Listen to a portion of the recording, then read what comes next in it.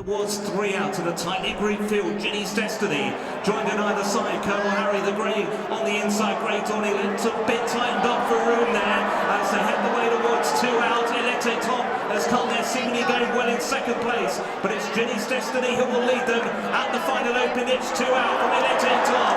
Great Dawning pushed along back in third. They're leaving behind Colonel Harry and Blow Your Wad. They're racing their way down towards the final fence. Elite Top stares it up to Ginny's Destiny, and Elite Top on the Port Town and went on up in trip today and is moving right away from Ginny's Destiny and Great Dawning. The final fence, Elite Top. He's over safely. He's clear by 4 lengths to Ginny's Destiny. Then came Great Dawning. They're battling out second place, but no doubt about the winner.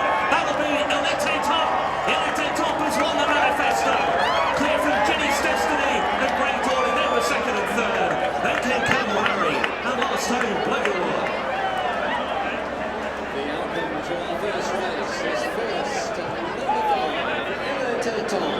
He didn't seem to jump that well in the early stages, but the pace didn't seem that strong. Would that be fair? I thought it was strong enough for the ground, to be honest. Okay. I think it's visually probably okay, but it's hard work. Yeah, look, early on we were struggling for a horse that ran in an Arkle, stepping up and trip. I thought I'd be getting him settled, and there was no bother, but no, he warmed up to it well. And what do you think is the trick to him? I mean, is it the track suits him better? Does the trip suit him better? What's the thing to him? Look, a lot fell in his favour today, I suppose. He did things right and he warmed up into it. He's a good horse. Like, he's not getting the credit. He's a Grade 1 winner around Leopardstown, so over 2 miles you can't say he's not good enough for that either. So no, he's a good horse, just not getting the credit he probably deserves for what he's achieved. Great start. Were you hopeful in the early part of the race, though? No, I mean, I thought he walked fantastically around the parade ring. I'd never seen him so loose. And then when he jumped off and missed the first, I thought, wow, this is not going well. And I think, for the first circuit, he wasn't. But Paul just sat on him and waited for the horse to get competitive. And he did. He came around. And he felt him coming alive under him going down the back stretch. And he just rode his race from there. How do you reflect on Cheltenham? Do you think the track just doesn't suit him, or do you think it's a combination of other factors that sees him in better light here today? I think going up in trip and the fact that he's maturing, he is maturing in his head, and I think the trip is the most important part. And the more he goes up in trip, and we probably could take the hood off him now, I'd say. He was just a different horse there today, so I think it's just maturity more than anything else, so I don't mind going back to Cheltenham. Is that the last we've seen of him this season? Who knows what will happen? We love going to Punchestown, so I don't think there's anything for him in Sandown, but I know, you never know the way things are going this year. I mean, it's always nice to, there's good prize money in Punchestown, so it's always nice to run horses in good races when the people put on, the racetracks put on good races. To me, it's up to the trainers and owners to run in those races, and if the horses are anyway right, they should run. Because he's going to be doing nothing until next November, I think. So we'll be doing our best to run if we can, yeah.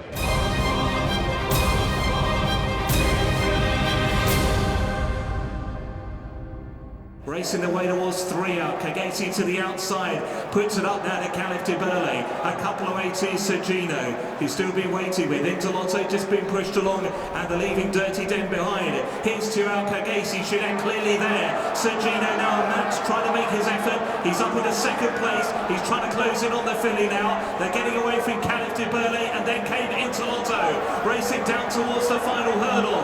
Kagesi joined by Sir Gino. Nothing in between them. Over the bar.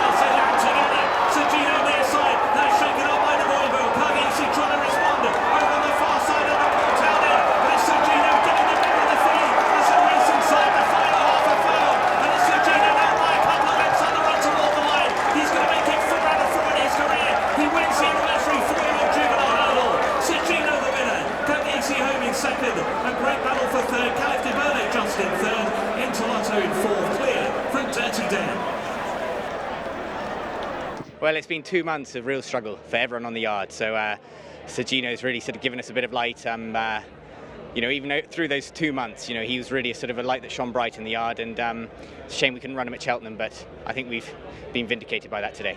Yeah, he did really well. He particularly did well, I thought, because just as the pace was lifting, he made a couple of novice errors, but he still came back on the bridle for Exactly, you. he's still young, he's still novice, and I had to keep him covered because he was just, every time he saw him in the daylight, he lit up.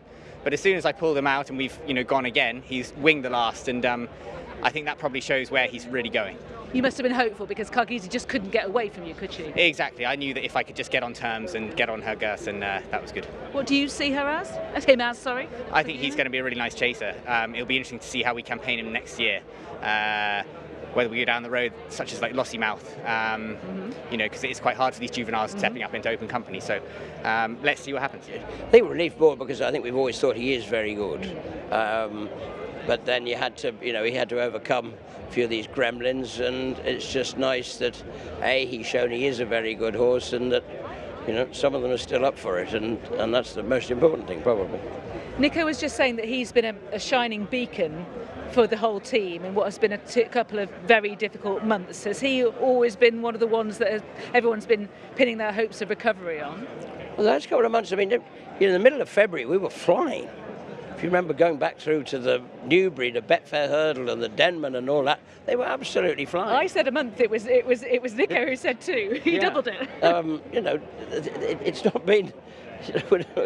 They can't bury us that quickly. But he's always shown us that he's a very, very good horse. He's always looked like one.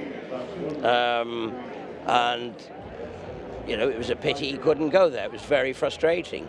But he was sat in his box and we were watching a race that, you felt he would have had a terrific chance of winning. And unfortunately the winner's not here today, but the runner-up was, and, he's beaten her pretty well. I thought he did particularly well because they were quickening in the straight, weren't they? And that's where he made a couple of novice errors, and he was still able to overcome those. But he's very short on experience, but so are they all, to be fair. But yeah, it looked a very messy race. It was stop, start. Paul Nicholls' horse was leading us, but then Paul Townend's horse, Willie's mare, was quite keen, wasn't she? And then we were getting a bit revved up on the inside there, and then he missed a couple, and it just looked a messy sort of affair that he managed to get his way out of it and get.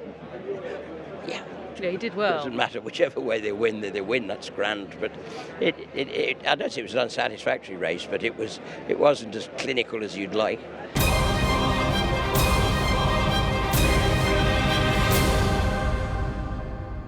Shishkin is poised in behind the yellow and black, then Gerri Colombe, who's trying to come back for more. Corbett's Cross staying on down the outside. That was a third from the end. Brave Man's Game about to be joined by Ahoy Signor. Shishkin looking to go just in behind them there. Then came Gentleman's Game. Corbett's Cross moves up with menace, and then Gerri Colombe plenty with a chance over the final open ditch. Ahoy Signor perhaps just in front briefly. But here comes Gerri Colombe and Corbett's Cross down the outside. Brave Man's Game, Shishkin, and Gentleman's Game all close up behind. On the run down towards the final fence, Gerri Colombe puts it up now to Ahoy Signor. Corbett's Cross is now making a run between horses at the final fence. Gerri Colombe and Ahoy Signor, they tip off together. Corbett's Cross back in further up the running now.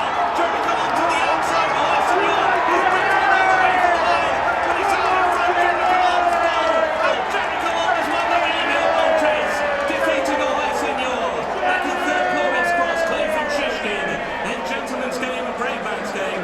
Thunder Rock was pulled up. Tell us about that move that you made from 3 out to 2 out to get him room to gallop. Yeah, it wasn't happening for him the whole way around. He felt a bit flat. He had obviously a very tough race in the Gold Cup. He just didn't travel or jump the way he did in the Gold Cup. But yeah, the only chance I had was get him out and get a bit of room, and he dug deep now, and although he probably only done what he had to do, but just early on now I didn't think it was happening, so it's a credit to him how tough he is. Yeah, very much so. And when you came to the last with the Ahoy Signor, what were you thinking? I was hopeful I'd hold on. My lad was flicking his ears going down to the last. I was confident that I had him covered. I was just maybe worried about something flashing down the outside, but thankfully nothing did anyway. I was delighted. We thought he was in good form coming, But, through the race I was a bit nervous. Jack said he was just going as quick as he could the whole way. I'd say he felt the effects of, chasing galloping champs the whole way to the line. But he's a good horse and he's got a great attitude. He's not flashy, but he wants to win. He very much does, and I know it's always difficult coming from Cheltenham to Aintree, and at least there was a bit of a gap, but that was such a gruelling Gold Cup run at a pace end to end. Yeah, it was. Look, we're proud of the race he ran in Cheltenham, and great to finish the season off today in a Grade 1. Jack was saying that the jumping in the early stages was back a bit to sort of slowly away from his fences that he had been and hadn't been at Cheltenham. Yeah. And only when he pulled him out did he really start to get galloping. Was that how you saw it? Yeah, definitely. He looks like a horse that nearly when you squeeze him down to one, he's quicker. You let him into pop, he's a bit slow. But that's what he's like at home. Like, he's not a good workhorse. He just does what he has to do.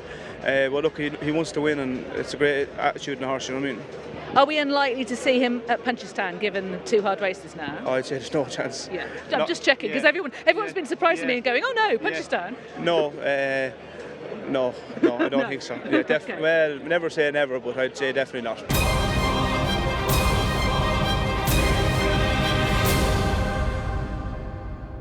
With a move on the left, Black Sleeves, followed by Beacon Edge as they crowd together towards the third last where Marie's Rocker's taking it up and makes the bid for glory. A little untied in the main line. Ampere Pass coming there very smoothly, but so too is Bob Bollinger.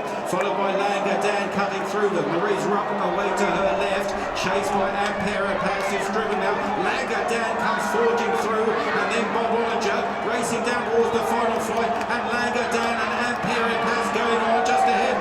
Bob Bollinger at the final flight, Ampere Pass away to the right, and then over on the far side, Langer Dan, Ampere Pass come back across, Langer Dan inching towards the far rail, Bob Bollinger back in third, on the run for home, Ampere Pass leads the way, Langer Dan will not give in, he's battling back all the way, Bob Bollinger has a race pace to the finish, oh it's tight, Bob Bollinger on the near side of Ampere Pass, out between them Langer Dan, in a classic for the William Hill Aintree hurdle. Tell me, first of all, how the race itself went before we look at the Steward's inquiry. It went nicely. Would have been happier for a stronger pace probably and something to aim at for longer, and I think that question leads into the next one that I thought he pulled up a little bit in front of me, to be honest. He was idling in front and that left him vulnerable to the late surge. I thought so, and if I was going to be beat, I was going to be beat on the nod. I thought if we kept riding around the bend, I thought they'd have pushed me again. So it was nice to have him back.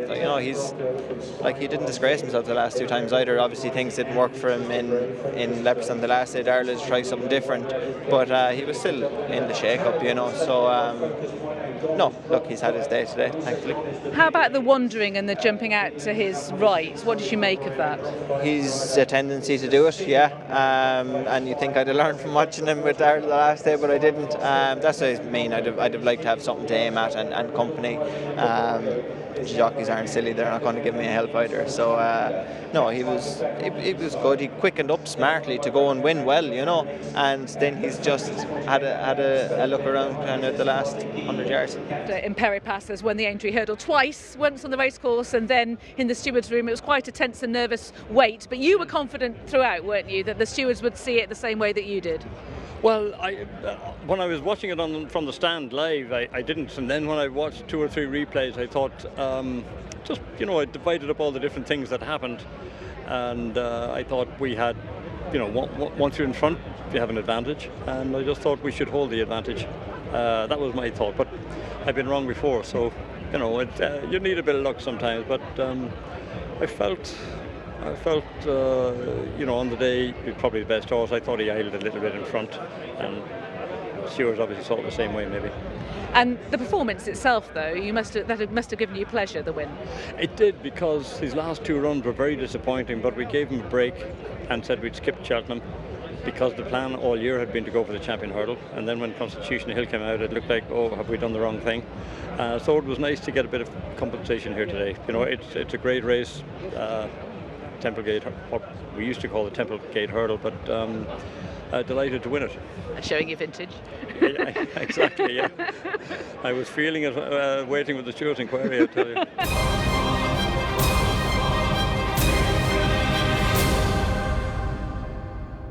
time. They head down towards the second last, and it's Benny's King from Time Leader and Rebel Dawn Rising. Animix the Grey has made steady progress. Then Captain Mathan, and on the right it's On the Line, followed out wide by Romeo Magico and back to T Clipper as now they race on towards the final fence.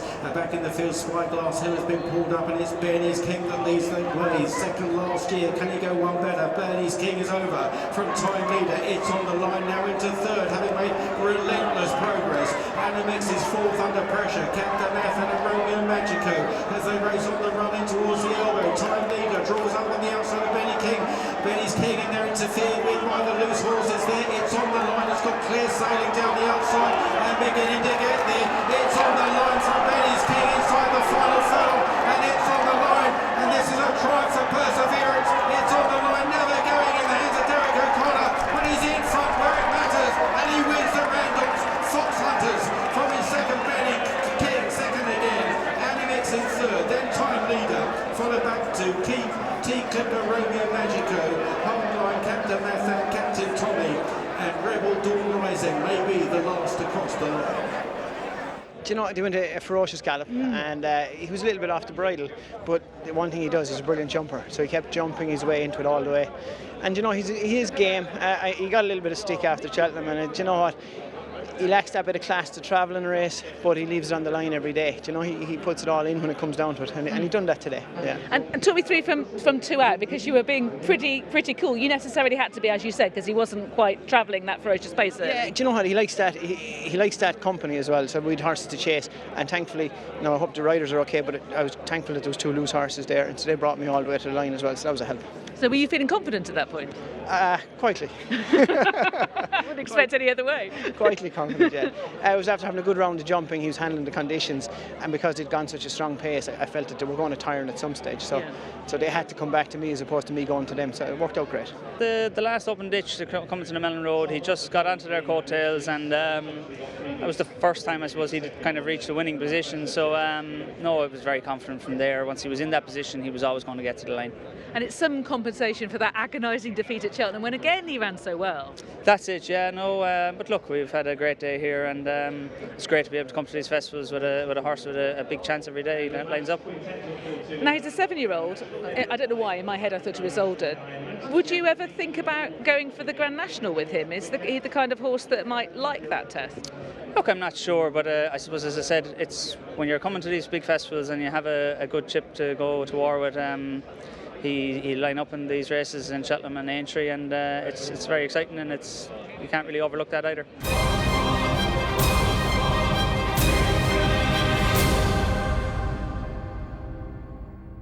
Towards the third last in the Close Brothers Red Run, and Sombre is going to lift off in front once again and has put in a jumping exhibition so far. Savoie dancing on my own, Unexpected Party giving way, then Mayhem Maya and Path de Rue down the outside in the striped sleeves, over 2 out, Sombre up and over, chased by the favourite Savoie, then dancing on my own, Path de Rue, Mayhem Maya, then Unexpected Party, Triple Trade is staying on, but Sombre still galloping on strongly from Savoie. As they race on towards the final fence, it's Sombre by 4 or 5 legs has really served it up to them. Can he put in another big jump at the last on a brilliant stride?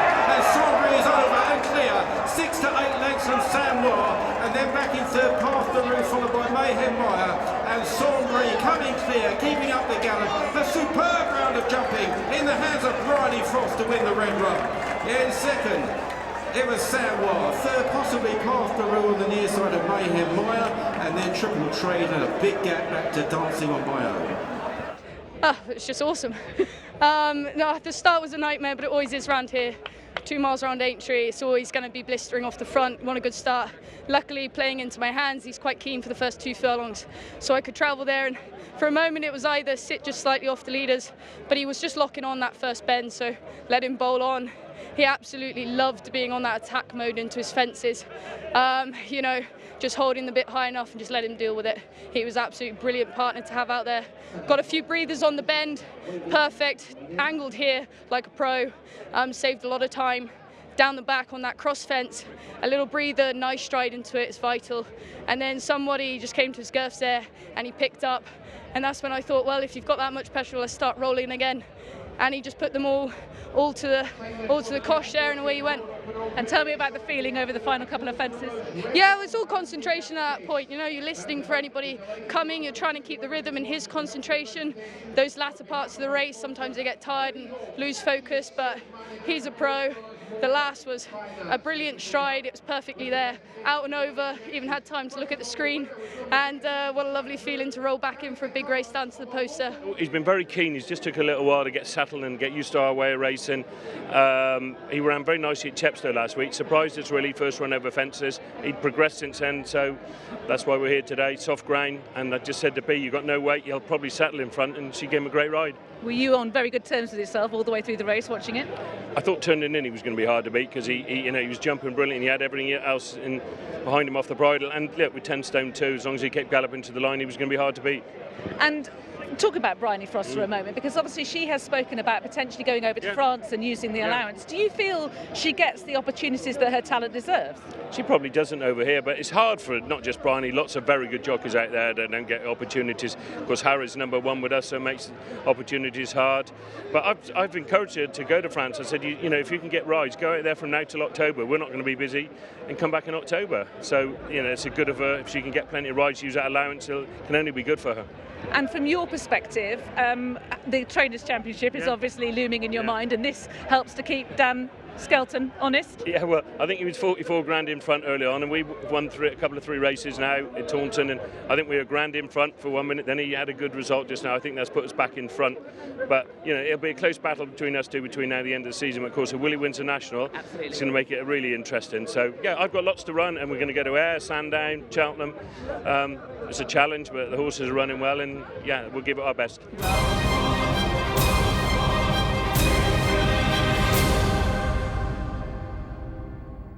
Into the home straight, about 3 furlongs left to cover, and Diva Luna and La Marquise 1 and 2. Jubilee Alpha is just tracking these. Then Listen to Your Heart, Speculatrix coming there full of running, Maroon with the white star and armlets, Metcayina arriving on the scene as well, and then in behind these trying to run on Knockdown Nathaniel from Park Princess. Baby Kate tries to stay on the wide outside on the extreme left, and Honky Tonk Highway runs on as well. They head on towards the final furlong. Diva Luna, La Marquise, Jubilee Alpha third, Speculatrix on the outside, then Metcayina, and Listen to Your Heart is still Diva Luna inside the final 100, and Diva Luna is striding away, having made all the running. Diva Luna by 3 lengths here, and pulling right away like a nice mare in the Hazard Keelan Woods.